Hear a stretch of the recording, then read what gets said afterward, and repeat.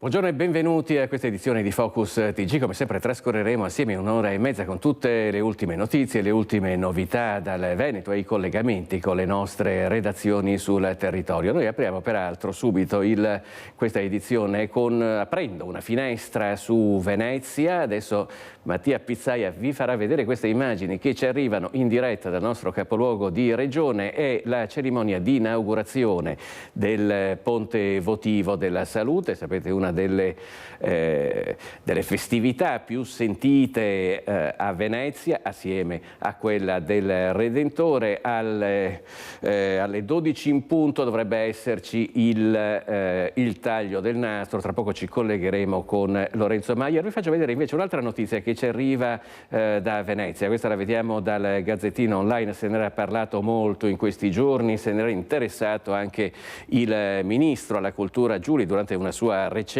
visita a Mestre la settimana scorsa. Riguarda il Gran Teatro La Fenice di Venezia. Salta la prima del 20 novembre. I biglietti venduti verranno rimborsati. Si tratta di quindi 200.000 euro di biglietti che saranno rimborsati a coloro che li hanno acquistati. I lavoratori della Fenice sono in sciopero. C'è una trattativa piuttosto serrata su vari temi sui quali evidentemente non ci si è messi d'accordo. Peraltro la Fenice in questo momento è anche al centro del dibattito per quello che riguarda la nomina del nuovo sovrintendente. Ortombina, che era il sovrintendente uscente, è andato alla Scala di Milano. Sul nuovo nome c'è un dibattito che potremmo definire piuttosto acceso, per usare un eufemismo. Allora, in attesa di andare a Venezia, noi andiamo a Due Ville per occuparci di un'ondata di furti che desta più di una preoccupazione.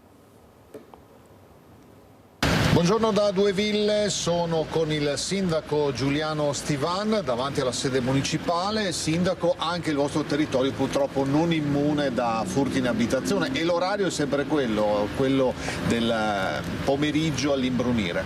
Sì, il problema è che non ci sono ormai più orari, le effrazioni succedono durante tutto il giorno, succedono di mattina, di mezzogiorno, succedono la sera, appunto l'imbrunire dalle 6 alle 7, ma anche per frazioni di tempo cortissime, cioè la sensazione di disagio dei cittadini nasce dal fatto che, assenza di 20 minuti, si trovano poi in casa, la casa devastata. Questo è un grosso problema. Lei tra l'altro ha appena incontrato i carabinieri della tenenza di Due Ville. Anche loro, possiamo dire con un po' di rammarico, fanno quello che possono. Ma loro fanno il massimo, e lo voglio dire perché c'è un rapporto strettissimo sia con la tenenza di Due Ville che con la stazione, con la compagnia di Tiene, dove appunto chiamiamo a tutte le ore, nel senso che a me arrivano segnalazioni, io le ribalto come giusto che sia loro, e loro stanno facendo l'impossibile. Il fatto è che poi i cittadini si trovano con le case aperte. E purtroppo danni che continuano, oltre alla violazione dell'intimità familiare e della privacy. Ci sono però delle iniziative che voi state mettendo in campo. Lo mostro a Simone Squarcina, questa che è un'iniziativa. Di cosa si tratta, Sindaco? È tutta una serie di iniziative che abbiamo tentato di mettere in piedi e che stiamo facendo con mezzi e risorse del Comune. Questa in particolare, che ho appena presentato, abbiamo praticamente aperto un bando, ma non è stata una gara. Abbiamo chiesto un'azione, un'offerta alle aziende che seguono il settore della sicurezza, nella quale si dicesse, installando un certo tipo di antifurto con certe caratteristiche, a un canone mensile. Sono arrivate 3 offerte, sono disponibili, ripeto, per chi ci ascolta sul sito del Comune, ci sono anche i numeri di telefono. Uno può fare un abbonamento, perché è un canone di affitto, a 50 euro al mese più IVA, quindi poco meno di 60 euro. Ma la cosa interessante è che nei 60 euro c'è l'installazione dell'impianto antifurto e dura 3 anni, poi alla fine del terzo anno, lo dico bene, c'è la possibilità di riscattarlo con un prezzo bassissimo, poche centinaia di euro, quindi diventa titolare di quello che è l'impianto. La cosa interessante, dicevo, è che in questi soldi, in questi 50 euro, c'è la chiamata in caso di infrazione e l'uscita della vigilanza armata, che quello è il valore importante, perché ormai gli antifurti magari ce ne sono anche, quando suonano ci scocciamo, perché diciamo siete vicino, non si è dimenticato, invece qui c'è proprio l'uscita della vigilanza armata. Questo è il vero valore, e lo può fare chiunque, anche la persona appunto l'anziano che non ha magari grossa disponibilità per fare l'investimento. E per quanto riguarda invece altre forme di difesa passiva, come il controllo di vicinato, o altre forme di controllo? Non solo, il controllo di vicinato, che È una cosa bellissima ma complessa, perché stiamo facendo tutto il procedimento che è verificato appunto dal prefetto, per cui ci vorranno minimo altri 12 mesi. Però abbiamo messo in piedi una convenzione con i carabinieri in congedo di Quinto Vicentino, che 2 volte alla settimana, serate a tema, di solito un sabato e un altro pomeriggio, escono verso sera, hanno la loro camionetta, i lampeggianti, hanno la tuta e fanno osservazione del territorio, vanno nei parchi, vanno nei punti di aggregazione. Questa qui abbiamo revisionato tutto l'impianto delle telecamere esistenti, che erano 27, ne funzionavano pochissime e male, adesso funzionano perfettamente, e abbiamo investito 150.000 euro per metterne giù 22 di nuove che vanno giù nei prossimi 2 mesi. L'altra cosa molto importante è quella appunto che abbiamo messo l'antifurto anche al comune, che non ce l'aveva. In chiusura un messaggio ai cittadini?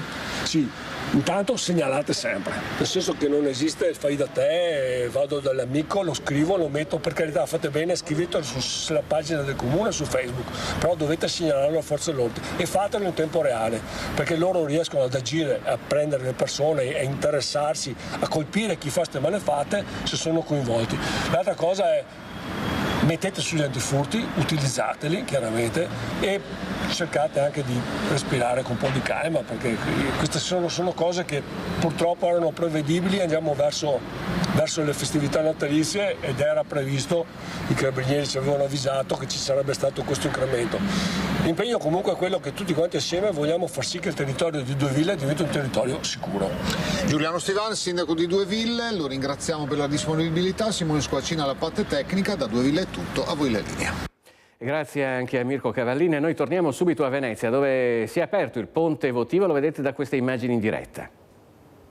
E poi in Basilica un momento di preghiera che aprirà ufficialmente le celebrazioni. Non ci sarà una messa, ma un momento di preghiera e di raccoglimento. Sarà sicuramente l'occasione per vedere già la Basilica come si sta preparando. La Basilica, che ricordiamo è anche soprattutto la chiesa del seminario, per cui tutti i seminaristi, vediamo anche il comandante Agostini. E una bella curiosità, che è un po' una tradizione di questa festa: c'è anche l'Umana Reyer, la squadra di basket della città, con la sua squadra femminile e anche una rappresentanza maschile. Ricordiamo che la squadra femminile ha vinto una grande partita contro Schio e ha voluto essere presente e partecipa ogni anno alla festa, che è un momento significativo per la città, oltre all'aspetto religioso delle celebrazioni. C'è poi tutto un contorno, un corollario di cui daremo conto anche nei prossimi giorni, della castradina, che è uno dei piatti tipici della festa, dei banchetti delle caramelle. Ci sarà il consueto mercatino, quindi una bella festa un po' per tutti quanti, e sarà l'occasione per viverla in serenità, e anche dando un pensiero ai grandi temi che si stanno attraversando. Se non hai domande dallo studio... Ecco, allora abbiamo sentito anche Lorenzo Maier, che era in diretta, e noi riprendiamo adesso a parlare di furti. Abbiamo visto in provincia di Vicenza come si stia vivendo una situazione molto difficile a Due Ville, ma poi ad essere coinvolto è anche tutta l'area del Bassanese. Non c'è pace per la sicurezza nel Bassanese. Oramai ogni giorno diventa un bollettino di furti tentati e riusciti, di effrazioni e di avvistamenti sospetti che non fanno dormire sonni tranquilli, e visto che i malviventi colpiscono sempre più spesso la luce del sole, il livello dell'attenzione non può calare nemmeno di giorno. Dopo le razzie a Cassola, Nove, Bassano e Marostica, adesso nell'occhio del ciclone dei furti ci sono Tezze sul Brenta e Rossano Veneto. Proprio a Rossano l'ultimo episodio, con ladri in azione venerdì in via Sant'Antonio e quartiere Ragazzi del 99. Alle 18 hanno tentato di entrare in un'abitazione dal portoncino mentre i residenti erano presenti in casa. Proprio quando il colpo stava riuscendo, alcuni membri della famiglia si sono imbattuti nei furfanti, che a quel punto sono scappati. Stando alle testimonianze, i ladri erano in 2, il terzo li stava aspettando a bordo di un Audi con la quale sono sfrecciati via. A Tezze la segnalazione di 2 persone incappucciate che si aggiravano tra le vie Bandi e Oriana Fallaci ha fatto scattare l'allerta tra gli abitanti della zona. La cittadinanza è preoccupata e in tal senso si è attivato anche il gruppo di minoranza Progetto per Tezze, proponendo di rafforzare le misure preventive e la sorveglianza. Tuttavia il ciclone dei furti assomiglia sempre più a una tempesta perfetta per i malviventi che si estende su tutto il territorio. A Travettore di Rosà ha razziato una famiglia, mentre queste immagini si riferiscono a un'effrazione avvenuta la scorsa notte, poco dopo le 3, con un malintenzionato entrato nel cortile privato di un'abitazione in via Vettorazzi a Cavaso del Tomba, provando a forzare la serratura di servizio prima di allontanarsi dopo aver sentito abbaiare il cane. Ladri in azione anche in centro paese a Possagno e intanto le forze dell'ordine fanno sapere che il picco di furti previsto non è stato ancora raggiunto. E un'escalation di furti si sta verificando anche nella Marca trevigiana, in particolare nella zona tra Cordignano, Orsago e Conegliano, un'emergenza senza fine che sta mettendo sempre più in luce il desiderio di farsi un porto d'armi. A confermarlo la voce della community di Furti in Corso, che conta 20.000 iscritti. Ieri l'altro c'era un post dove una persona ha detto: sto facendo le carte per il porto d'armi. Era una donna. La cosa strana è che anche altre donne sotto dicevano: spiegami come fare che lo faccio anch'io. Quindi ho dovuto bloccare tutto. Di post bloccati sul gruppo Furti in Corso, attivo ormai da 10 anni e con oltre 20.000 iscritti, ce ne sono ogni settimana. A farlo è lui, Christian Demma, il presidente. Violano le regole del gruppo che vieta l'incitazione alla violenza. Sono però un dato da non sottovalutare. Questo da cosa dipende? Da questo senso di impunità che c'è. Così come da non prendere sotto gamba è il boom di nuovi iscritti, 2.400 le richieste arrivate a Demma nell'ultima settimana. Un lavoro importante anche perché tra chi cerca di iscriversi ci sono anche, e lo conferma il presidente, diversi malintenzionati. Quanto facile sarebbe cominciare a segnalare un tentato furto in una zona per poi andare da un'altra parte. Ogni tanto rido da solo perché vedo dei cognomi molto famosi nell'ambito, diciamo, delle truffe e dei furti che provano a entrare, quindi non nascondono neanche il cognome. Una Marca senza tregua. I ladri hanno colpito la scorsa notte a Cordignano entrando nella villetta di una coppia per spostarsi poi ad Orsago, Vittorio Veneto e Conegliano. Non c'è un giorno ad oggi, da quando è partito il cambio dell'ora, in cui c'è stata una pausa. Eppure la contabilità in mano alle forze dell'ordine non sta rilevando un'escalation di tale portata, proprio perché in almeno un caso su 3 non si denuncia. A Cordignano il sindaco Roberto Campagna ha annunciato pattuglie serali della polizia locale in collaborazione con l'Arma dei Carabinieri. Forze dell'ordine, come sottolineato dal procuratore Marco Martani, che però non hanno le risorse per seguire tutte queste indagini. Torna a rivolgersi al ministro Carlo Nordio, trevigiano, Demma, con la richiesta di un incontro già formulata diverse volte, ma rimasta fino ad oggi inascoltata. Voglio assolutamente avere l'opportunità di parlare con il ministro Nordio.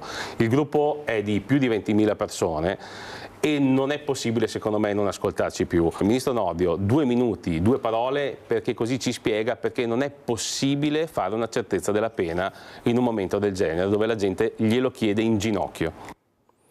Questa è la situazione anche nella Marca trevigiana, abbiamo visto Vicenza, Treviso, parleremo poi anche di Padova dove si sta verificando lo stesso grave problema. Adesso però cambiamo per un istante argomento per dare una buona notizia. Un escursionista è stata recuperata sana e salva ieri pomeriggio alle valli del Pasubio, aveva smarrito il sentiero. Aveva smarrito la traccia del sentiero ed era rimasta bloccata in un punto ripido in un fitto mughetto nella zona del Passo delle Gane. Una 64enne di Valdagno è stata recuperata dal soccorso alpino di Schio nel pomeriggio di domenica 17.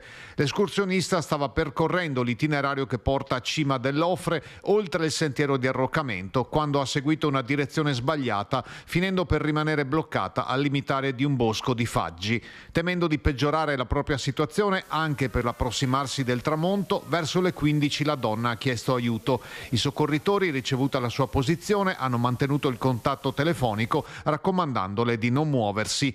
Una squadra di Schio è partita da Malga Bovetal, una squadra di Recoaro Valdagno ha risalito da Campogrosso il sentiero delle Due Sorelle.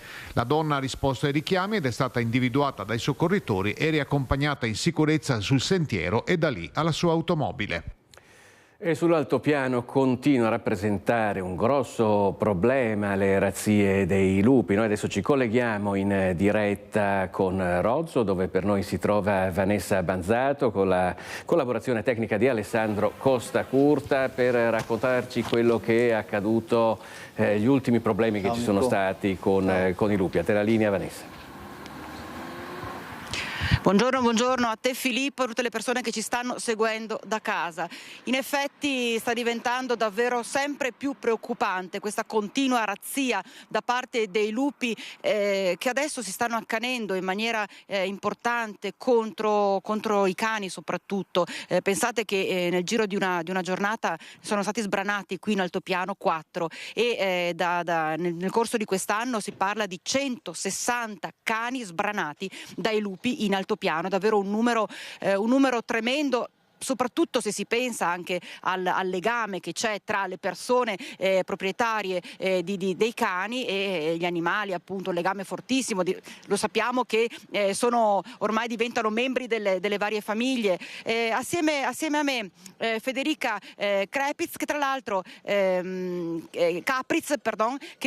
anche consigliera comunale qui a Rozzo, e tra l'altro si è vista sbranare 2 dei 4 segugi che erano andati a caccia con il fratello. È stata una giornata tremenda. Ci vuole raccontare cosa è successo? Certo, ieri è stata una giornata bruttissima. È rientrato mio fratello dalla caccia, era andato in zona Campo Rosà e aveva liberato le nostre 4 cagnoline, la mamma, le 2 cucciole che hanno di 1 anno e mezzo e un'altra cagnetta un po' più anziana.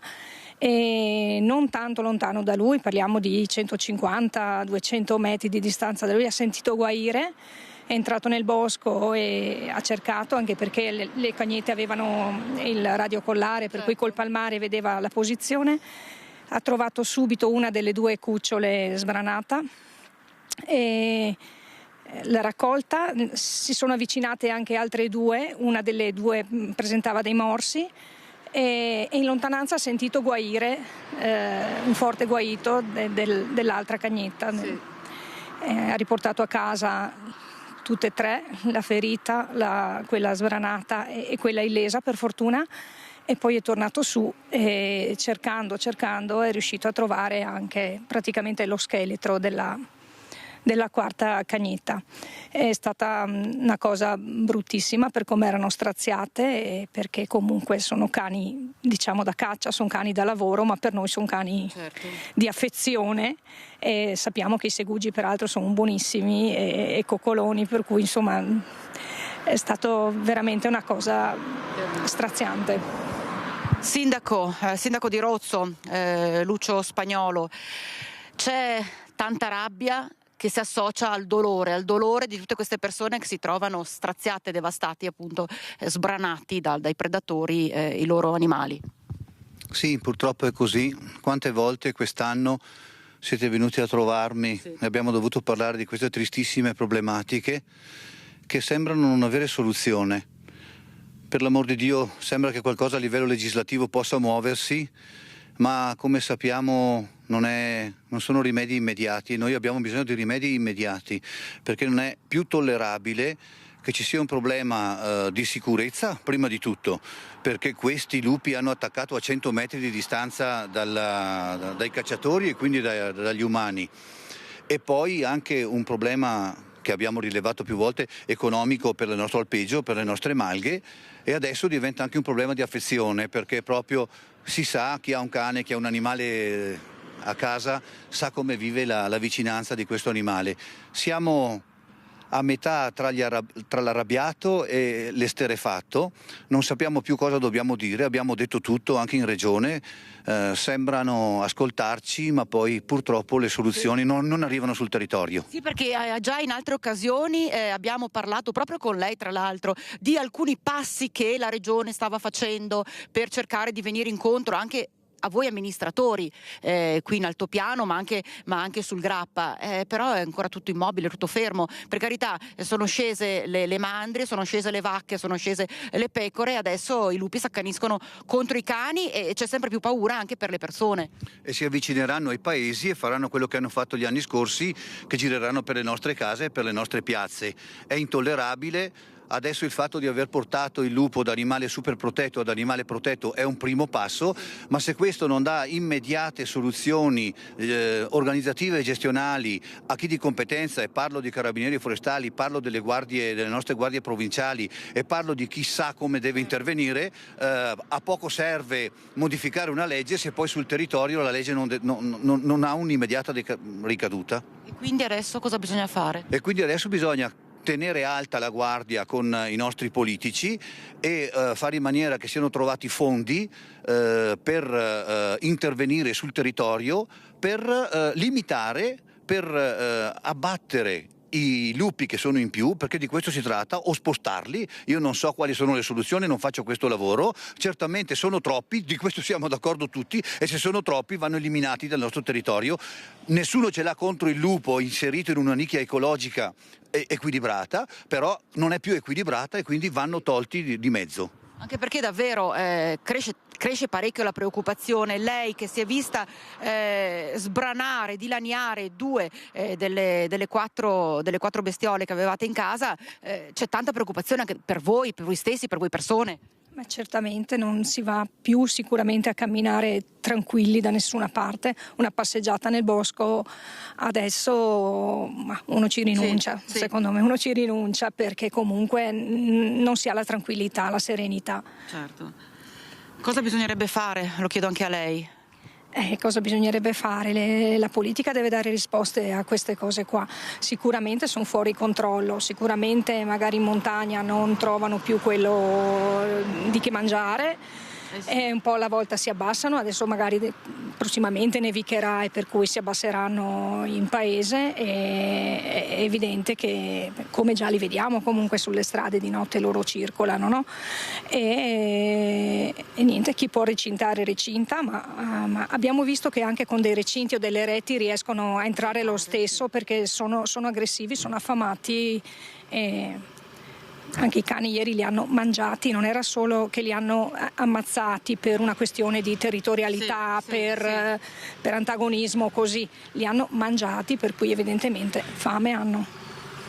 Una situazione tremenda, hai sentito Filippo, c'è questo appello che vuole essere ancora una volta lanciato ai politici, a cominciare proprio dalla regione, chissà che venga accolto, ma non solo a parole, anche coi fatti, davvero. Da Arozzo è tutto, ti ricedo la linea. Grazie a Vanessa Banzato. È un appello quello che ci arriva dall'altopiano, naturalmente, che raccogliamo e rilanciamo attraverso i nostri microfoni. Ora ci spostiamo a Paese e ci colleghiamo in diretta con Daniela Sizia per un incidente, uno scontro tra volanti della polizia in cui ha perso la vita un giovane agente. A te la linea, Daniela. Filippo, buongiorno ai telespettatori. Si lo ha detto, uno schianto all'alba di oggi tra due volanti è accaduto a Roma. A morire e a marcire un 32enne originario qui di Treviso, nativo della Croazia. Era arrivato qua da piccolo con la mamma vedova e con la sorella. Qui aveva trovato la sua nuova famiglia, amante della divisa, ma non solo, perché era amante del rugby, aveva militato fin da piccolo nel rugby, proprio qui in questo campo, nel rugby paese, e i suoi compagni, quelli di oggi, quelli attuali, sono veramente la sua seconda famiglia. Aveva ottenuto il trasferimento dalla questura dove lavorava, dove prestava servizio, per tornare qui a Treviso e continuare a lavorare qui, dove fra l'altro abbiamo saputo ha la fidanzata e dove avrebbe ricominciato proprio a giocare qua a Paese. Una notizia, io sono con il presidente del rugby, una notizia davvero terribile, una tragedia. Fra l'altro loro stringono in mano quelle che sono le maglie che lui aveva indossato anche l'anno scorso, perché pensa Filippo che lui l'anno scorso da Roma veniva qui per giocare con il Paese. una notizia che vi è piombata addosso. Sì, una notizia sconvolgente per noi, per la nostra famiglia del rugby, per la comunità di paese, perché Amar era un ragazzo molto conosciuto qui da noi. Per noi del rugby è una notizia drammatica sicuramente. Amar ha iniziato a giocare con noi, ha imparato a giocare a rugby a paese, da qui ha fatto un trampolino per poi andare su palcoscenici più importanti. Però Amar sarebbe tornato con noi, l'anno scorso era con noi, quest'anno sarebbe tornato, aspettava un trasferimento per tornare con noi e lo aspettavamo a braccia aperte, e questa notizia è incredibile. Era difficile parlare anche. Sì, è molto difficile. Il momento è questo, sì, è un momento difficile per noi. Noi avevamo delle idee su Amar, volevamo che potesse diventare anche il nostro capitano di nuovo, perché era un ragazzo veramente pieno di sé, pieno di forza fisica, ma anche di forza mentale. Era uno che lo aspettavamo veramente qui a paese. È sempre stato il capitano nelle giovanili, sarebbe potuto diventarlo di nuovo, e in questo modo no, è troppo forte come momento per noi. Lei prima ha chiamato tutti i suoi compagni e insomma è un dolore immenso, le abbiamo detto questa è una grande famiglia. Esatto, ho sentito i compagni, i vecchi compagni, coloro con i quali ha cominciato a giocare, quelli attuali, e tutti sono costernati senza parole, non riescono a esprimere il loro dolore, che so essere tanto. Amar lascia un vuoto incolmabile, notizia di quelle che si leggono, si sentono, ma quando capita a te, alla tua comunità, alla tua famiglia, perché di famiglia parliamo, sono cose che facciamo fatica adesso in questo momento a realizzare, quindi speriamo che col tempo la cosa possa diluirsi, ridursi, ma credo che sarà tanto difficile. Lei diceva non riesco neanche a pensare che sia un destino. No, in questo caso, in questi casi è difficile farsi una ragione, trovare un perché, una logica di fondo che non c'è, bisogna fidarsi per chi se l'ha la fede, quindi è una cosa che difficilmente, umanamente è difficile da capire. Lei stringe questa maglia, sì. Le lacrime agli occhi. Chiaramente un po' di commozione, perché soprattutto l'anno scorso avevo avuto modo di vivere abbastanza a contatto con Amar, perché ci sentivamo ogni settimana per i biglietti del treno, per tutte queste cose qui.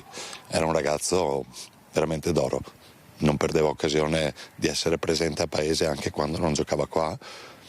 Lui, la sorella, era una presenza, se vogliamo, ingombrante, nel senso che si faceva sentire, ma nel modo più positivo del termine. Era, come diceva Pierluigi prima, poteva essere il nostro capitano fra qualche tempo, e purtroppo è andata così. Presidente, come sarà tornare in campo fra 15 giorni senza di lui?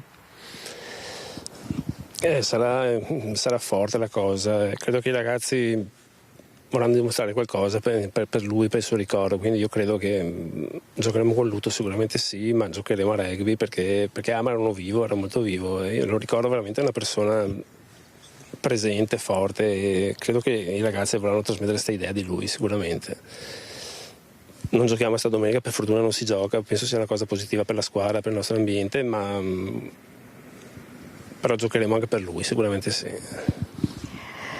Filippo, come hai sentito, davvero tanta commozione, davvero tanto dolore, tante lacrime. Questa qui del rugby è una famiglia, i compagni erano amici di Amar, e purtroppo insomma anche la notizia che lascia qui, oltre alla mamma, alla sorella, anche la fidanzata con cui si sarebbe sposato magari a breve, una volta tornato qui a prestare servizio qua a Treviso. L'avete sentito, uno schianto terribile. La dinamica è ovviamente adesso al vaglio della polizia locale di Roma, si sta cercando di ricostruire che cos'è accaduto. 2 volanti, non so se siete riusciti a vedere le immagini, ma le immagini di lamiere davvero contorte, e tanti messaggi di cordoglio dal Presidente della Repubblica al Ministro, la Federazione del Rugby, la Federazione Italiana del Rugby, tutti si stringono attorno al dolore della famiglia. E ovviamente insomma qui ci saranno tante manifestazioni, tante iniziative per ricordare questo giocatore che amava la divisa, ma amava tantissimo anche il rugby. Se non hai domande, Filippo, ti restituisco la linea. Grazie a Daniela Sizia in collegamento con Simone Merlo da Paese. Purtroppo le abbiamo viste quelle drammatiche immagini dell'incidente nel quale ha perso la vita questo giovane poliziotto. Noi abbiamo aperto questa edizione di Focus TG parlando dell'ondata di furti che si sta verificando nelle province di Vicenza e di Treviso. Purtroppo non indenne neanche Padova e i ladri hanno preso di mira anche un patronato, come è successo ad Arzergrande, ma adesso ci racconta tutto Valentina Visentini, che si trova sul posto con Federico Cibotto.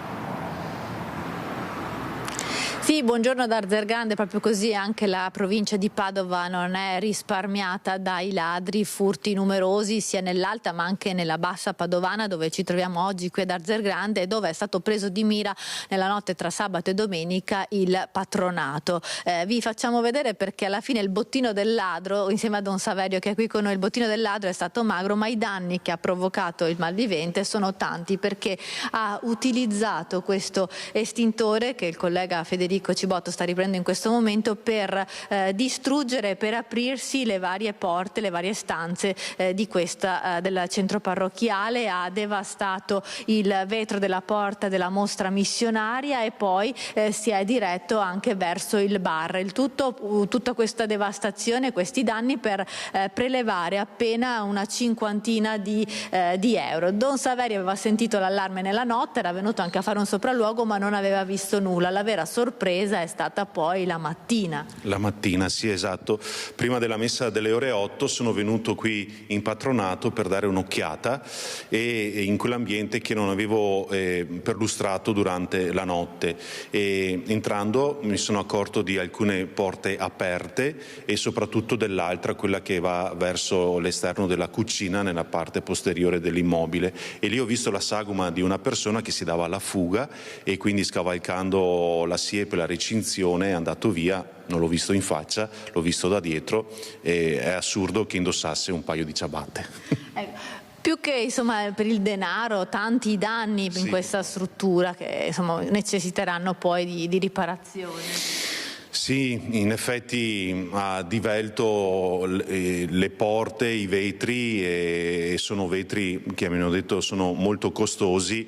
A ragione del fatto di aver portato via solamente qualche spicciolo, davvero è stato un atto vandalico più che un furto, e questo dispiace molto a me e soprattutto alla comunità. Però adesso c'è anche un lato positivo in questa storia, perché i suoi parrocchiani, vedendo la domenica molto provato da questo incontro faccia a faccia con il ladro, poi si sono prodigati per ripristinare il patronato. Sì, esatto, non hanno trovato il bar che serviva le colazioni, e allora sono andati a fare colazione altrove, ma sono ritornati con un caffè macchiato, una brioche per me, e poi si sono muniti di scope e di arnesi per rimettere un po' in sesto l'ambiente.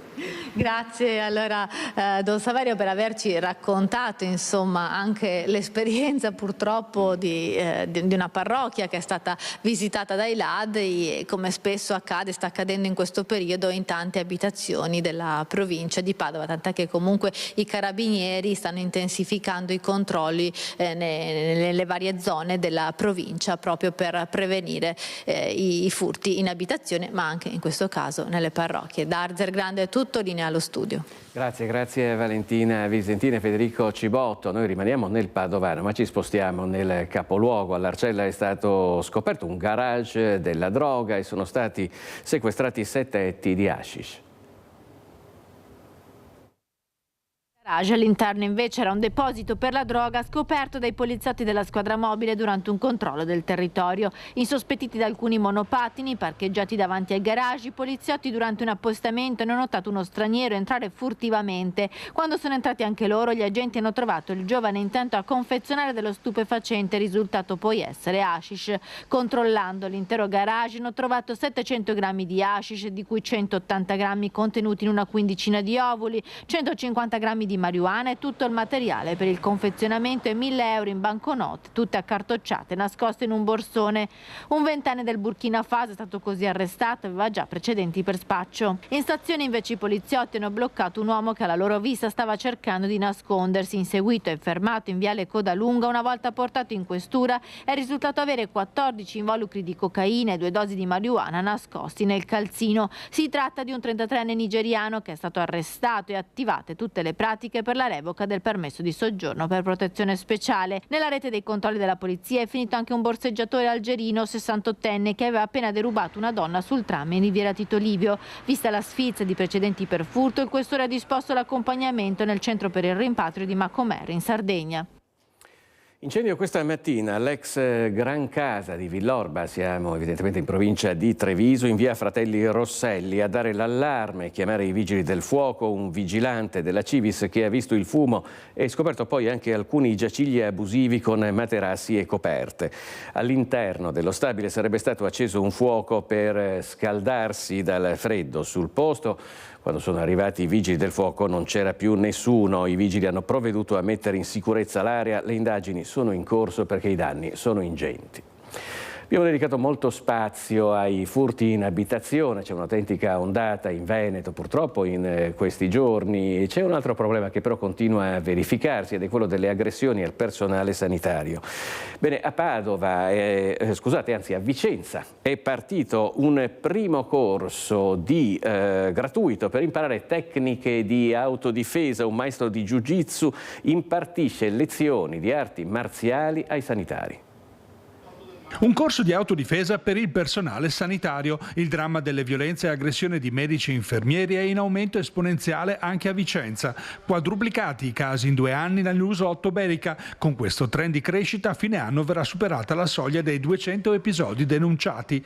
Per questo una ventina di interessati si sono iscritti al primo corso per imparare i rudimenti dell'autodifesa. Le motivazioni sono appunto essere in grado di difendersi se si viene aggrediti. Se si viene aggrediti al lavoro, che è una cosa non accettabile perché non si può andare a lavorare ed essere aggrediti, ma anche nel quotidiano, nel parcheggio piuttosto che lungo la strada per essere scippati o per qualsiasi altro motivo. 4 gli incontri previsti nella palestra Rembucan, dove vengono impartite alcune tecniche di Jiu-Jitsu che in maniera passiva sfrutta la forza dell'avversario per bloccarlo. Il concetto di fondo è questo: noi non dobbiamo creare dei samurai o dei supereroi, dobbiamo creare delle persone che sappiano gestire criticità e abbiano consapevolezza del fatto che il contatto fisico deve essere l'estrema ratio, perché ci sono le forze dell'ordine per questo. Noi dobbiamo mettere nelle condizioni di dire ok, c'è un problema, lo gestisco verbalmente e da lì poi chiamo le forze dell'ordine. Un ciclo di incontri gratuito organizzato e promosso dai comitati cittadini di autodifesa. Attraverso i comitati Aiutiamoci a difendere in questi mesi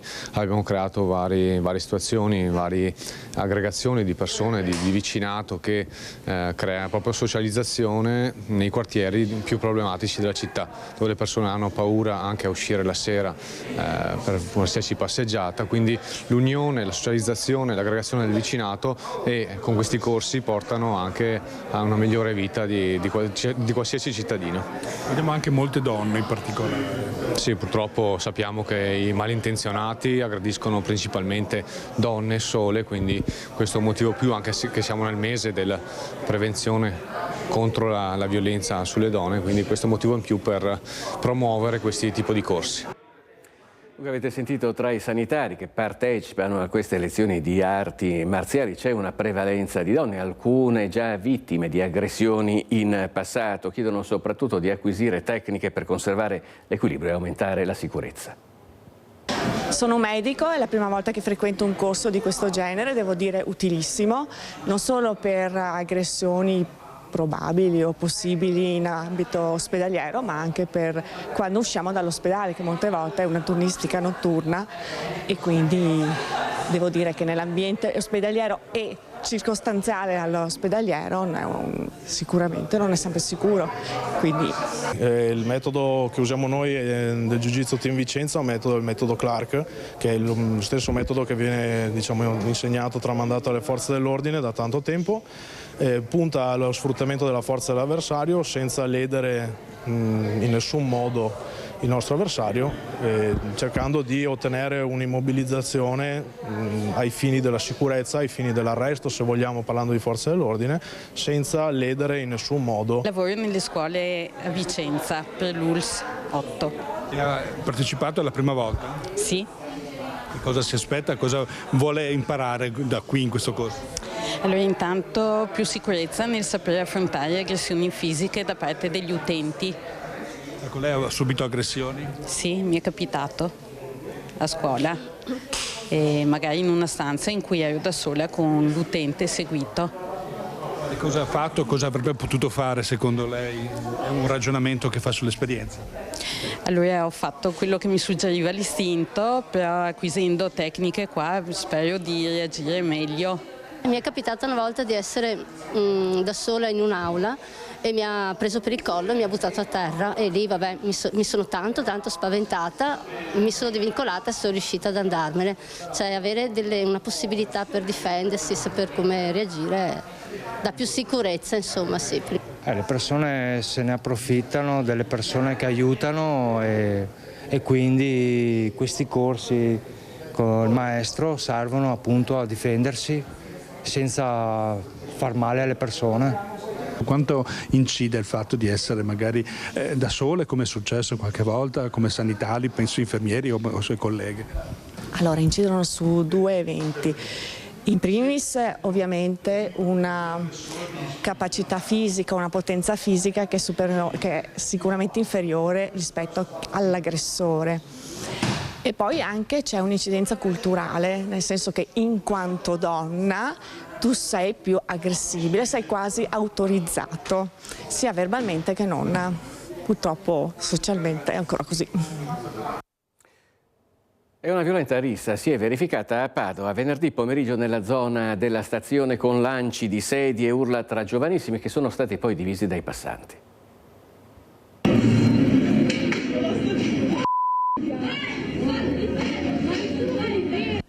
E le sedie che volano nonostante i passanti cerchino di dividerli. Il gruppetto continua ad insultarsi e a spintonarsi cercando lo scontro fisico. Le immagini riprese da altri testimoni si riferiscono ad una rissa avvenuta venerdì pomeriggio a Padova in stazione e divulgata nella pagina Instagram Welcome to Padova.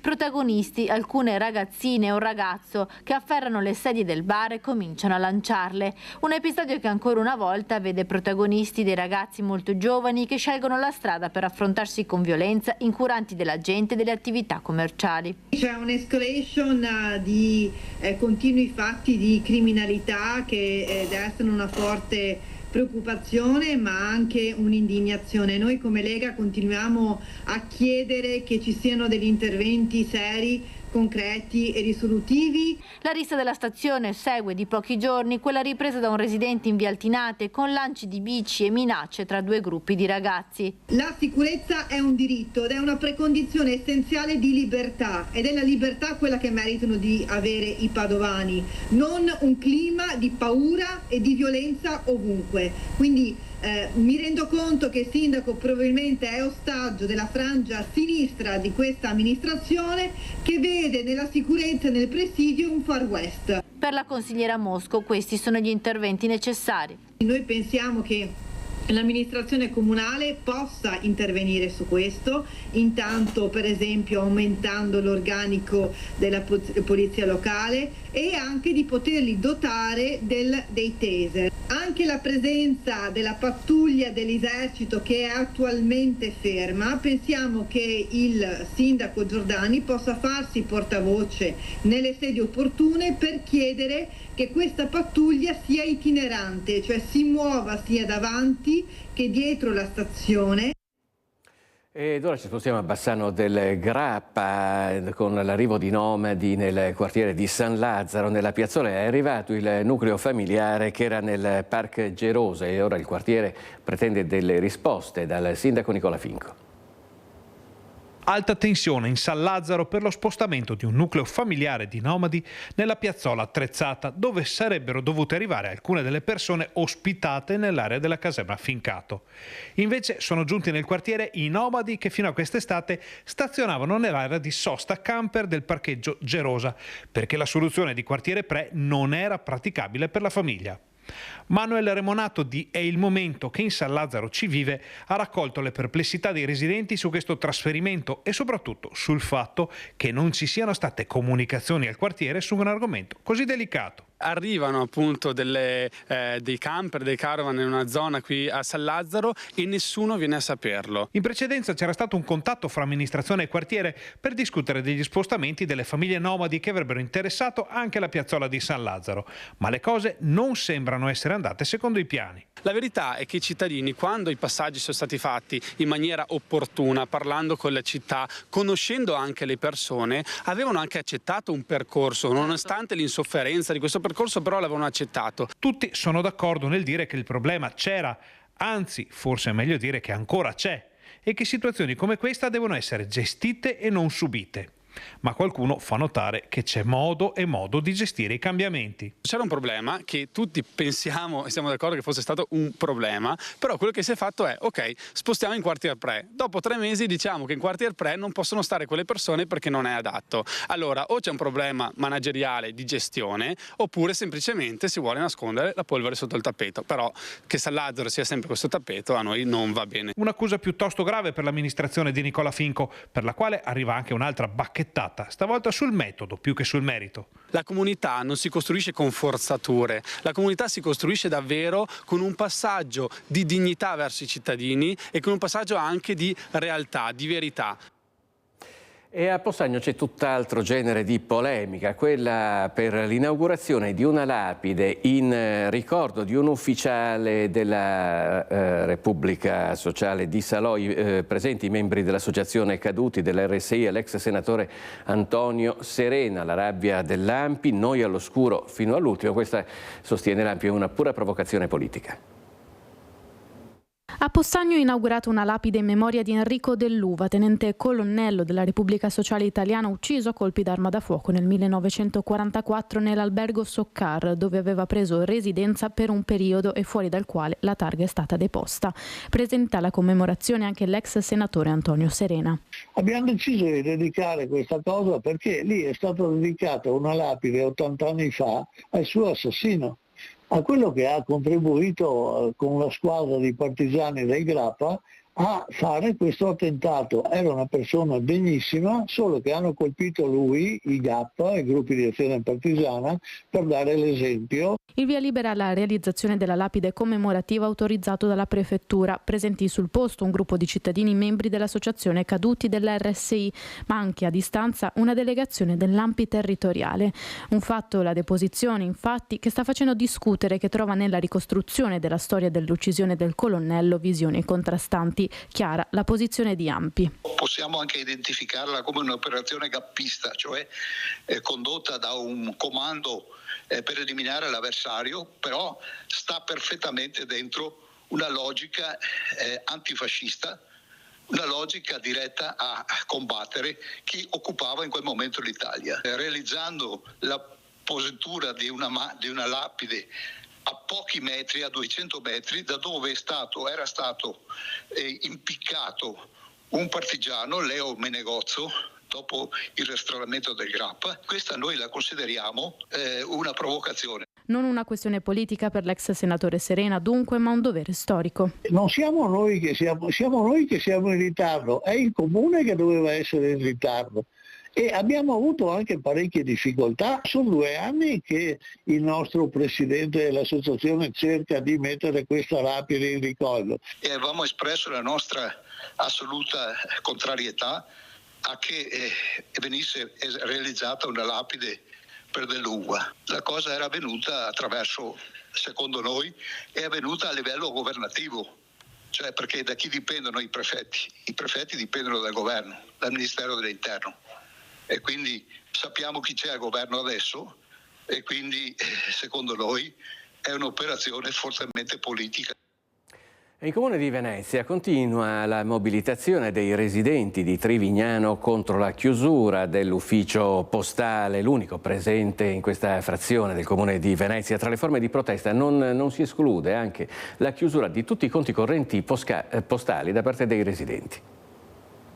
Voltarsi dall'altra parte è la cosa peggiore che possiamo fare quando ci vengono tolte dei servizi importanti, essenziali. Non possiamo voltarci dall'altra parte. Dicono ma è una battaglia persa. No, non è una battaglia persa, è una battaglia dei valori. A inizio ottobre si erano ritrovati per manifestare di fronte all'ufficio postale oramai chiuso da questa estate. A quasi un mese e mezzo di distanza, l'assemblea nella Sala San Marco di Trivignano è stata talmente partecipata da rendere necessario il raddoppio delle sedie.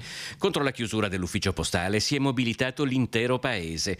Parte della municipalità di Chirignago Zellarino, in Comune di Venezia, Trivignano si sta svuotando di servizi. Non c'è uno sportello bancario, i negozi di vicinato stanno scomparendo e ora hanno chiuso anche le poste. Per questo i residenti intendono proseguire la propria battaglia con ogni forma di protesta possibile. Vogliamo con tutta la cittadinanza chi ha libretti su queste poste levare via i soldi dalle poste e portarli in altra parte. Siccome che per loro quantificano, dicono noi non abbiamo interesse perché fanno poche concessioni, allora leviamo via i soldi, cioè parliamo come loro. E loro vogliono introiti e noi li leviamo via. Insomma, oltre ad altre manifestazioni, non si esclude anche una sorta di legge del taglione. Se le poste vanno via da Trivignano, i suoi residenti andranno via dalle poste.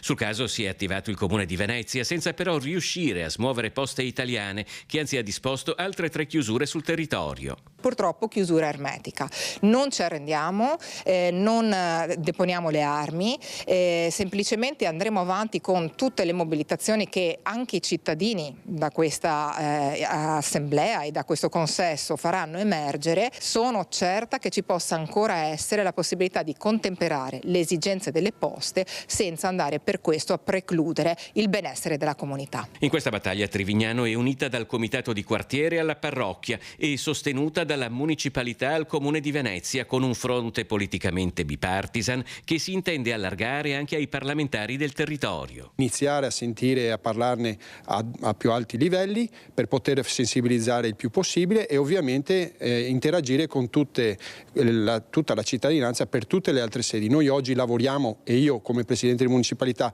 sto lavorando in maniera puntuale per difendere questa esigenza che è innegabile. Parliamo adesso di aziende a rischio usura in Veneto. Cresce il numero di piccole e medie imprese segnalate alla centrale dei rischi di Banca d'Italia. La percentuale di aumento maggiore nelle province di Venezia e Treviso. L'allarme è stato lanciato dalla CGA di Mestre.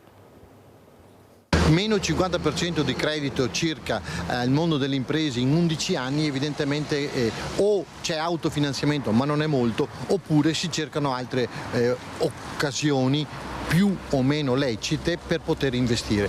Sono quasi 8.200 le imprese venete che rischiano di finire nei tentacoli degli usurai, 324 in più solo nell'ultimo anno. Per la maggior parte si tratta di imprese artigiane, commercianti o piccoli imprenditori finiti nell'area dell'insolvenza e segnalati alla centrale dei rischi della Banca d'Italia, cosa che di fatto preclude l'accesso a nuovi prestiti. O chiudono o finiscono nelle mani degli usurai. A denunciare la situazione l'ultima indagine dell'ufficio studi della CGA di Mestre. In termini assoluti in Veneto le situazioni più critiche sono a Vicenza con 1.639 attività segnalate alla centrale dei rischi, Padova con 1.661, Verona 1.593 e Treviso 1.417. Ma a livello di percentuale di crescita nell'ultimo anno l'incremento maggiore di aziende a rischio usura si è registrato a Venezia più 9,6% e Treviso più 5,4%. Per contrastare questa piaga sociale ed economica bisogna ridare liquidità alle piccole e medie imprese ed aumentare le risorse a disposizione del Fondo di prevenzione all'usura. Importante per gli imprenditori in difficoltà, sottolinea la CGA, è trovare il coraggio di parlare, rivolgersi alle associazioni, ma serve anche più attenzione dello Stato per le imprese che investono nell'innovazione e necessitano di credito. c'è necessità quindi di credito, perché gli investimenti hanno ancora bisogno di credito, e chiediamo ripetutamente ormai la possibilità che lo Stato funga da garante o da parzialmente garante nelle operazioni anche borderline, ovviamente non per le aziende decotte, ma per le operazioni borderline, quando queste chiedono credito per finanziare innovazioni, nuovi investimenti e quindi possibilità di crescita. Ed ora ci colleghiamo in diretta con Lucio Zanato che si trova a Padova. Parliamo dell'aumento della popolazione di anziani nella nostra regione, alla quale non sempre corrisponde un aumento dei servizi. Vero Lucio? Buongiorno Filippo, buongiorno ai telespettatori di Rete Veneta. Sono con il presidente di CIA Veneto Gian Michele Passarini e sono soprattutto con la professoressa Ilenia Brilli, che è del Dipartimento di Economia dell'Università Ca' Foscari di Venezia, quindi siamo a casa tua Filippo. Cominciamo proprio con lo studio. Cosa è stato presentato oggi? È stato presentato uno studio commissionato all'Università di Venezia dalla CIA su l'impatto dei servizi dei comuni nei confronti delle persone anziane. Allora intanto facciamo un po' un focus sulle persone anziane in questa nostra regione, guardando qualche provincia, professoressa. Sì, è emerso che rispetto al resto d'Italia la popolazione del Veneto è in linea con la media nazionale, ma nasconde forti eterogeneità, e soprattutto le province di Belluno e Rovigo sono caratterizzate da un indice di invecchiamento più alto, cioè in parole povere ci sono più anziani rispetto al resto della popolazione. Questo va di pari passo al problema dello spopolamento. Ecco, una volta avevamo la piramide, invece adesso la piramide sostanzialmente è rovesciata e soprattutto vivono più le donne, giusto? Sì, quando si vanno a vedere chi sono le persone che hanno più di 65 anni e che vivono sole, emerge una forte marcata differenza tra i due generi e vediamo appunto che le donne sono maggiormente rappresentate. Ecco, donne che sono sole e hanno bisogno di maggiori servizi, soprattutto in zone tipo il bellunese e la montagna. Esattamente, per questo hanno bisogno di servizi di tipo sanitario, ma anche sociale, ed è stato appunto il focus di questa indagine: che tipo di servizi socioassistenziali possono offrire i comuni a queste persone anziane, in particolare se vivono da sole. Ecco, uno dei dati è emerso che se non c'è il volontariato ci sono guai. Sì, un risultato importante è stato che la fornitura di questi servizi punta molto sul fatto che il Comune collabori con associazioni di volontariato, anche CAF, ma soprattutto è emerso che la quasi totalità dei comuni offre questi servizi collaborando con le associazioni di volontariato. Poi lei ci ha fatto vedere una cartina dell'Italia dove i comuni in rosso sono quelli che danno maggiori servizi agli anziani, i comuni in blu e abbiamo notato che Trentino, Alto Adige, Friuli Venezia Giulia, Sardegna sono tutti rossi, sono in gran parte rossi, altri no, Veneto compreso. Come mai? No, abbiamo notato che ci sono forti differenze tra le regioni. È emerso nel dibattito successivo che le regioni a statuto speciale possono spendere di più.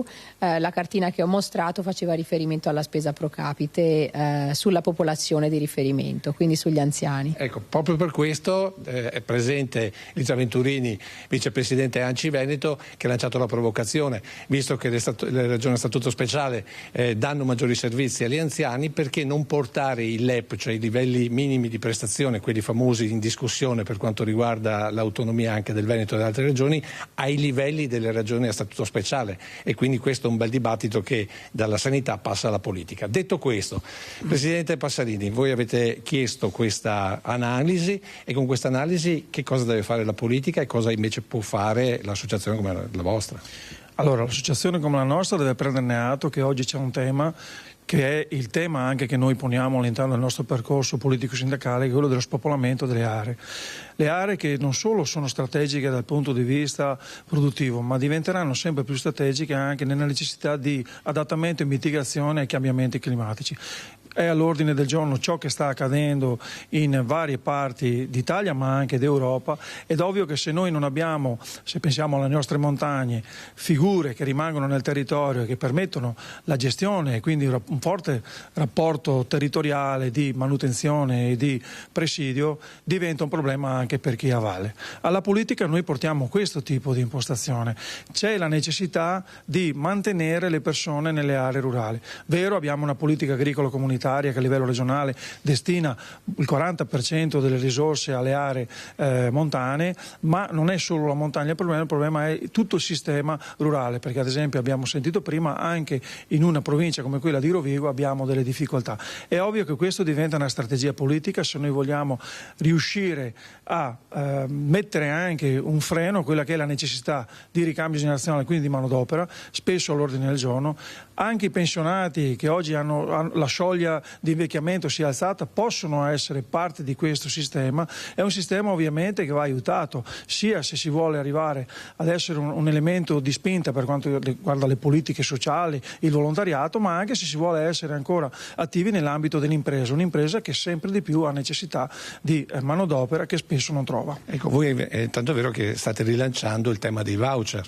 Sì, noi non l'abbiamo mai smesso, abbiamo sempre ritenuto strategico e fondamentale, semmai se era da aprire una discussione sul valore eravamo pronti, uno strumento che permetteva ai giovani universitari, ai pensionati, a coloro che avevano anche una necessità di arrotondamento di reddito. Premetto che oggi noi abbiamo i pensionati che rimangono in attività perché non riescono a far quadrare e quindi a volte spesso hanno problemi anche di portare la cena in tavola. Ecco, quello era uno strumento che poteva dare una risposta. È stato utilizzato in malo modo da alcuni settori che non era l'agricoltura, e per questo, come sempre, si va a quella che è una decisione draconiana che ha portato poi all'eliminazione dello strumento stesso. E quindi un ritorno anche ai voucher lanciato qui da Padova. L'ultimo dato l'ha dato il consigliere regionale Sonia Brescacin, presidente della sesta commissione, per quanto riguarda i concorsi, quindi i servizi ad esempio sanitari, soprattutto nelle zone di montagna dove si fa fatica a trovare ad esempio il medico di base.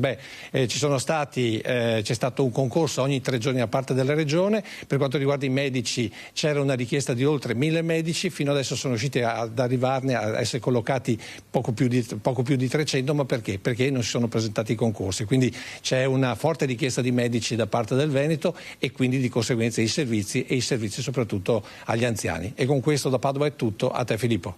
Grazie a Lucio Zanato, con la collaborazione tecnica di Nicoletta Rizzetto in collegamento in diretta da Padova. Noi ci fermiamo per un istante, ci rivediamo tra pochissimo.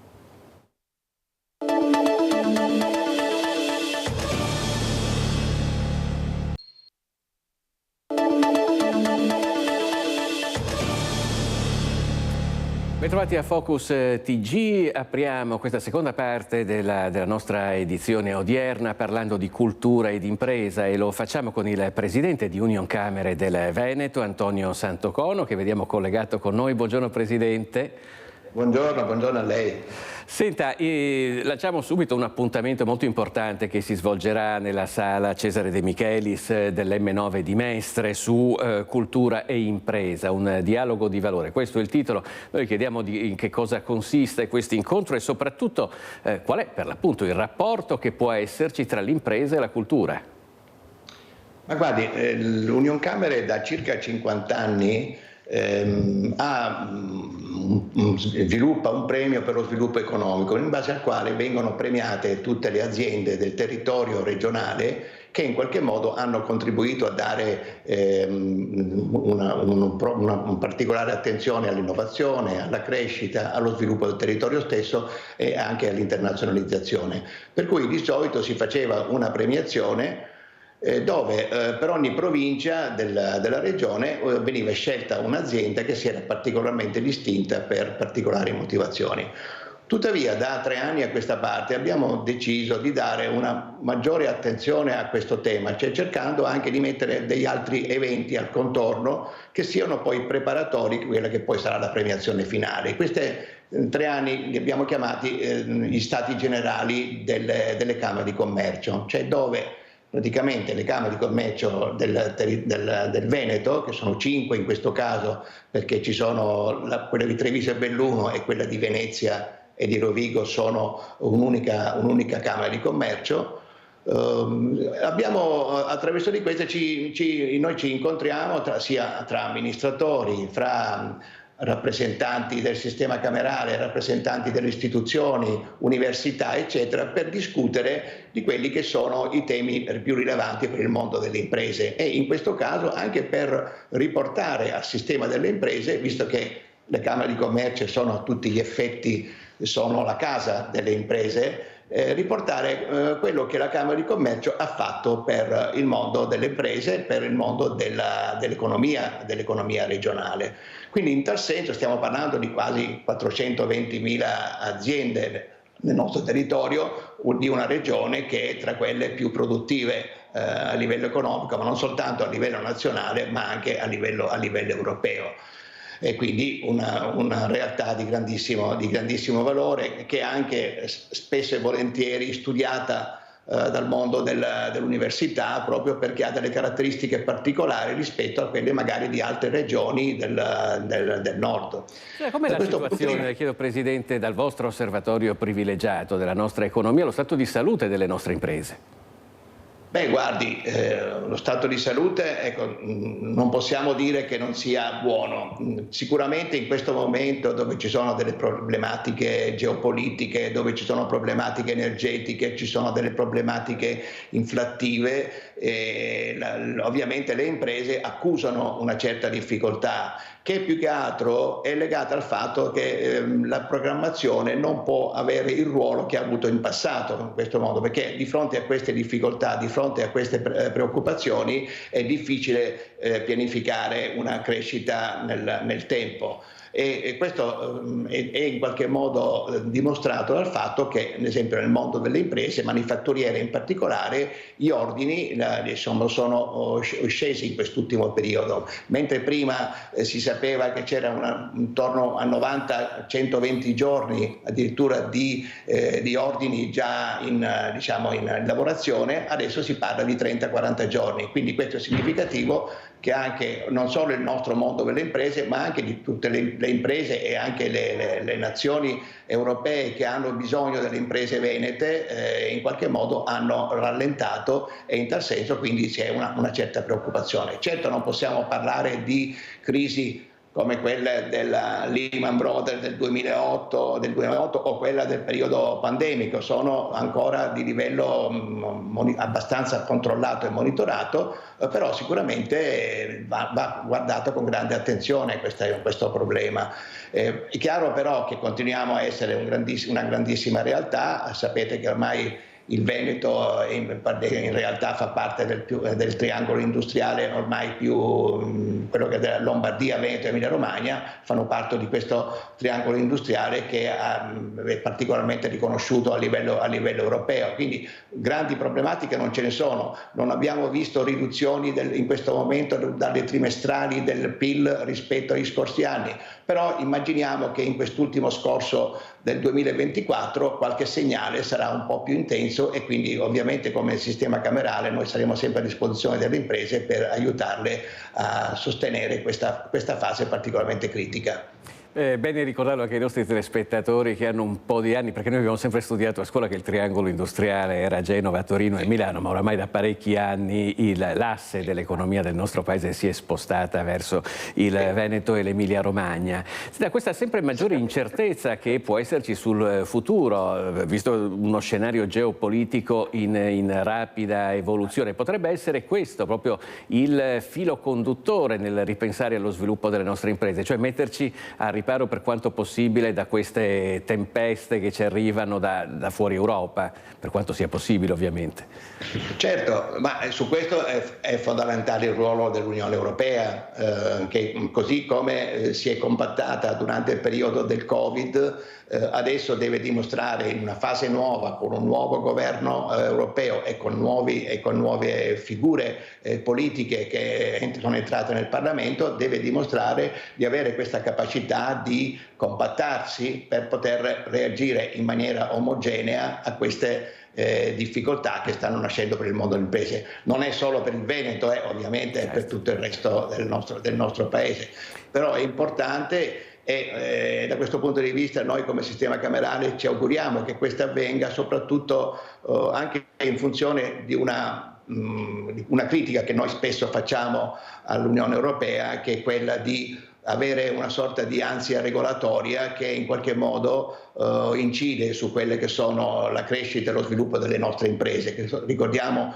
le nostre imprese sono quasi tutte piccole e medie imprese, sono al 90% e forse più sono imprese che sono sotto i 10 dipendenti, e quindi riempire di regole per rispettare una certa compliance che è stata decisa dall'Unione Europea determina una grande difficoltà che noi ci auguriamo che adesso, con tematiche ben più importanti come quelle delle crisi, la crisi geopolitica, quella energetica e politica, siano in qualche modo leggermente accantonate, o se non in qualche modo rese leggermente meno pesanti per il mondo delle imprese, perché questo può determinare veramente una grossa criticità. Presidente, le faccio un'ultima domanda, poi torniamo all'incontro dell'M9. Lei ha ricordato come il nostro tessuto economico sia tradizionalmente composto da piccole e medie imprese. È un vantaggio questo anche alla luce della situazione attuale, o un handicap rispetto ad altri territori in cui invece è presente la grande industria?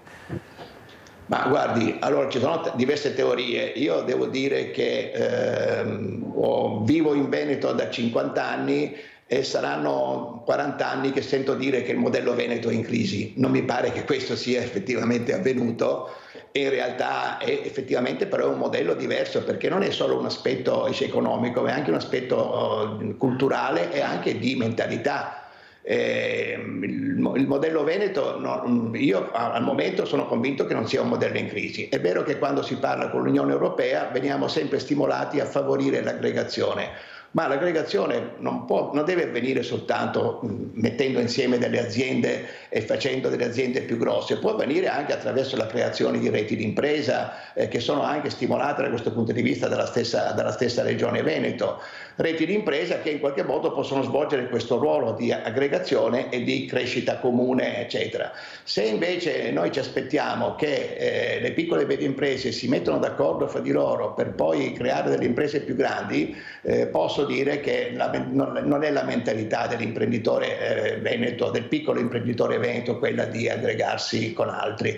E questo determinerà che cosa? Una maggiore attenzione da parte dei fondi di investimento, che saranno invece interessati a venire nel nostro territorio, e venendo nel nostro territorio entrare nel capitale di queste piccole aziende con l'obiettivo poi di aggregarle. Ma questo che cosa comporta? I fondi hanno dei tempi per entrare all'interno di una compagine societaria, ma anche per uscire. Quindi comporterà che nello spazio di pochi anni tutte queste imprese subirebbero anche delle evoluzioni a volte incontrollabili, e in più perderemmo la genuinità di quella che è stata la fase più importante, cioè quella della nascita di questa azienda, che era azienda fatta da operatori veneti, che da questo punto di vista hanno avuto molto da insegnare al resto del nostro paese.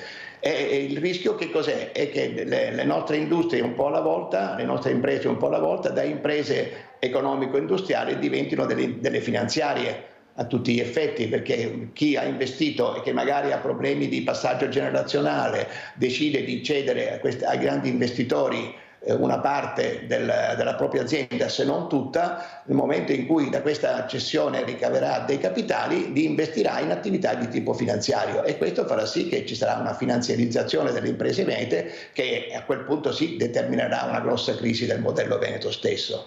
Certo. Torniamo all'appuntamento, purtroppo il tempo, l'argomento è talmente interessante che ne potremmo veramente discutere a lungo, ma purtroppo abbiamo un tempo limitato. Vi ricordiamo innanzitutto l'appuntamento il 20 novembre dalle 16 alle 18:30 all'Auditorium Cesare De Michelis di Mestre, all'interno dell'M9, il Museo del Novecento, Cultura Impresa, un dialogo di valore, una convention del sistema camerale veneto e premio per lo sviluppo economico 2023. Presidente, le chiedo quale ruolo possono giocare le imprese culturali nella nostra economia. Non so se vado fuori tema, ma la prima cosa che mi è venuta in mente è quando dopo l'invenzione della stampa Venezia si era riempita di case editrici che erano una vera e propria industria, credo senza pari a livello europeo. Ma l'obiettivo di questo evento è proprio quello di discutere di questo tema, perché ci sono le imprese tradizionali all'interno del quale c'è un focus creativo molto forte, che sono magari le imprese nella quale la creatività è importante, come l'arredamento, il design, la produzione di sistemi di comunicazione, eccetera. E altre imprese che invece fanno della cultura il loro asset principale, che fra l'altro sono anche tutelate da una recente legge, che è la legge, non la ricordo, la 206 del 2023, che addirittura stabilisce che venga creata una sezione speciale del registro delle imprese proprio per realtà di questo tipo che fanno della creatività il loro business principale. Ma nella realtà sia imprese tradizionali con un focus creativo, sia queste imprese in realtà a tutti gli effetti sono la stessa cosa, è quello che noi vorremmo cercare di discutere e di mettere sul tavolo di questo evento. Infatti ci sarà l'evento è organizzato con una prima fase dove ci sarà il vice direttore dell'Istituto del Centro Studi Tagliacarne, che è un centro studi di tutte le Camere di Commercio italiane, che si intitola Io sono cultura, e che farà proprio un quadro delle imprese culturali presenti non solo a livello regionale ma anche a livello nazionale. Poi ci sarà uno spettacolo dove discuteranno, c'è uno spettacolo dove ci saranno da un lato uno psicologo del lavoro, dall'altro lato un attore creativo, che parleranno proprio di questo tema, cioè di come mettere insieme e di come valutare e distinguere queste due imprese, e se valga la pena proprio farlo o se invece in realtà debbono essere a tutti gli effetti un'unica realtà. Dopodiché ci sarà una tavola rotonda invece con tutti gli operatori più importanti del settore, li cito perché sono tanti. Abbiamo Antonio Macconi di Italy Post, Giampiero Beltotto, presidente del Teatro Stabile del Veneto, Davide Ingressia, segretario generale della Fondazione Zambono, e il professor Fabrizio Panozzo dell'Università di Ca' Foscari e del Centro AIQ Arte, Impresa e Cultura. Quindi queste persone discuteranno di questi temi, in particolare il professor Panozzo sottolineerà che esistono 67 musei di impresa nel nostro territorio, sono un po' pochette rispetto ai 420.000 aziende, però già sono significative perché è il momento in cui l'impresa stessa crea cultura su se stessa e così facendo crea anche una emulazione da parte di altre imprese del settore, magari più giovani, magari più innovative, magari con più voglia di esplorare orizzonti tecnologici diversi, ma che da questi musei, da questa cultura che nasce fuori dai musei, possono trovare degli spunti molto forti per crescere anche loro. Certo, e poi naturalmente ci sarà la cerimonia di consegna dei premi per lo sviluppo economico, per cui l'appuntamento, lo ricordiamo, ancora mercoledì pomeriggio all'Auditorium Cesare De Michelis dell'M9 di Mestre. A me spiace doverci interrompere, ma purtroppo il tempo a volte è galantuomo, a volte è tiranno, nel caso nostro purtroppo è la seconda opzione. Per ora ringrazio veramente Antonio Santocono, presidente di Union Camere del Veneto, per questa finestra che ha aperto sullo stato della nostra economia e anche su quello che riguarda il ruolo che può avere la cultura in Veneto a livello di impresa. Grazie. Grazie a lei e a tutti gli ascoltatori. Grazie. Noi ci fermiamo per un istante.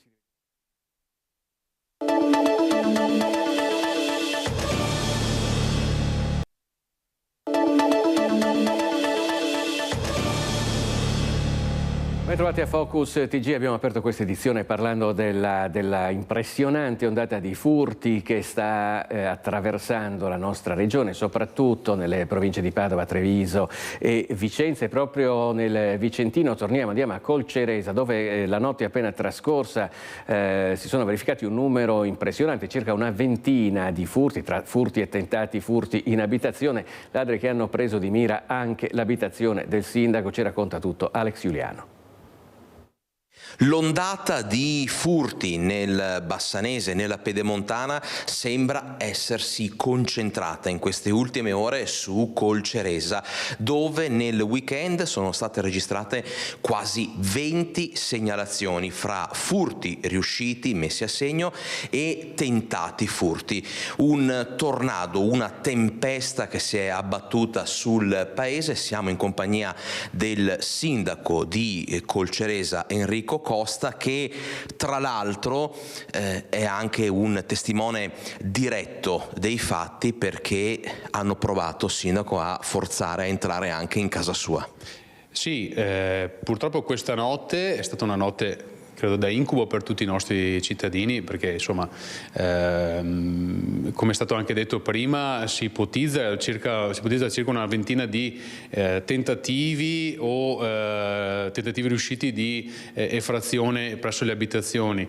È successo anche a me, fortunatamente insomma ci siamo accorti, eravamo in casa e sono scappati, però la paura è tanta, e soprattutto la mia vicinanza a tutte le persone insomma che hanno avuto episodi di furto in questi giorni, subito questa notte, perché appunto mi parlavano anche i carabinieri che continuavano a ricevere chiamate di segnalazioni, insomma.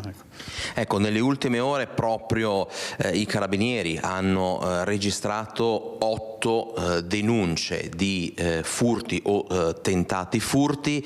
In quali zone e in quale momento anche della giornata? Più di notte o più di giorno? Allora, le segnalazioni che ho avuto io direttamente, poi può essere che qualcuna insomma non mi sia arrivata, comunque stiamo parlando da circa dalle 7 di sera poi per tutta la notte, sia sulla zona di Mura, quindi via Michelina, poi via Roma e via Louvigny, che è la parte bassa di Molvena, fino ad arrivare a via Ghebo, che è la via che collega diciamo la parte bassa di Molvena a Villa Raspa. Quindi questa notte si sono concentrati più o meno in queste zone. Però ricordiamo che è stato solo probabilmente una delle zone colpite, poi chissà, stanotte saranno in altri comuni o in altre zone o in altri territori. L'attenzione deve rimanere alta, insomma. Qual è il modus operandi di questa, che a questo punto si ipotizza possa essere una banda anche organizzata, vista la sequenza impressionante di furti tentati o messi a segno nel giro di così poco tempo? Come agiscono? Difficile da dire, però comunque in ogni caso sembrano effettivamente delle squadre ben organizzate sul territorio. Cosa vuol dire? Che sicuramente anche faranno dei sopralluoghi, faranno dei passaggi preventivi, sanno dove scappare, sanno dove avere le vie di fuga.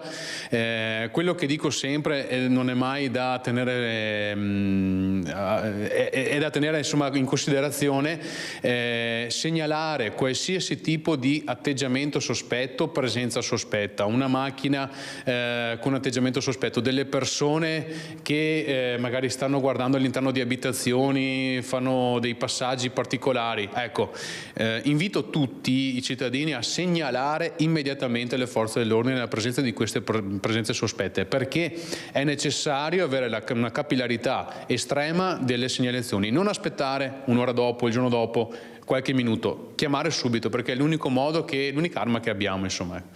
Sindaco, in chiusura che cosa si può fare a questo punto, oltre sposare appieno il suo messaggio di sensibilizzare i cittadini a segnalare, ad avvisare immediatamente le forze dell'ordine? Che cosa si possono aspettare adesso i residenti del posto?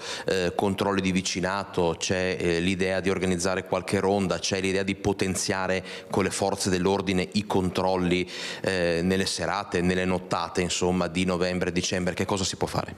Sicuramente un po' tutto quello che è stato detto, insomma, perché tutto serve a migliorare il controllo sul territorio.